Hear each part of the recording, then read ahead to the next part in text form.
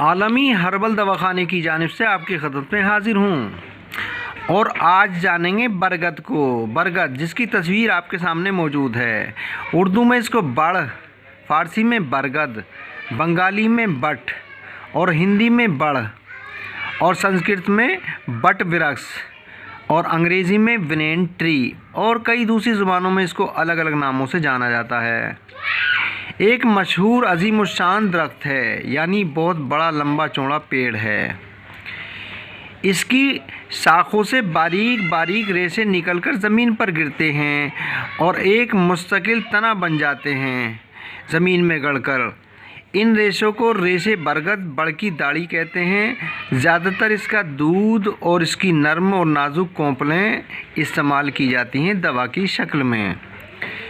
मिजाज इसका सर्द खुश्क हुआ करता है और शीरे बरगद बड़ का दूध भी सर्द खुश्क हुआ करता है। अफ़ाल काबिज़ और मुजफ़्फ़िफ़ है।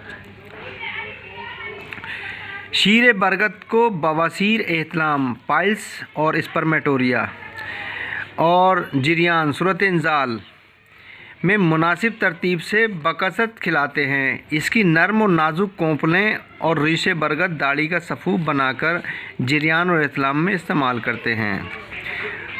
मतलब धात और सपनदोष में इसको इस्तेमाल किया जाता है। बाज़ इत्तबा बरगद का इसारा निकाल कर भी इन्हीं अमराज में इस्तेमाल करते हैं, अलग या दूसरी दवाओं के साथ।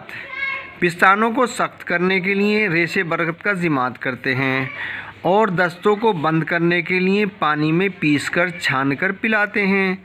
कान के ज़ख्म को अच्छा करने के लिए और कान के कीड़ों को मारने के लिए बरगद का दूध कान में टपकाया जाता है। पाँव में बीवाई फट जाती हैं तो बीवाइयों पर लगाने से बीवाई इनसे जल्द अच्छा हो जाया करती हैं।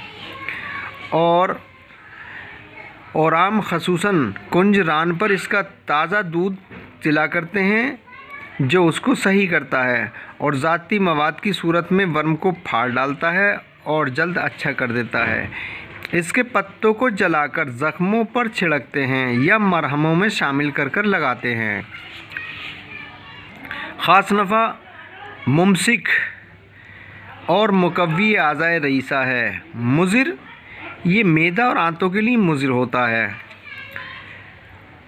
मसला शक्कर, शहद और कतीरा बदल गूलर का दूध हुआ करता है। मिकदार खुराक कोंपल दाढ़ी 3 मासा से 5 मासा तक की मिकदार है और दूध 2-3 कतरे तक इस्तेमाल किया जाए। अगरचे वीडियो पसंद आई हो तो लाइक और सब्सक्राइब करके घंटी का बटन दबाइए ताकि आने वाली और मौजूदा तमाम वीडियो आपको मिलते रहें, आप इससे फ़ायदा उठाएं। इजाज़त दें, फिर मिलेंगे किसी दूसरी वीडियो के साथ।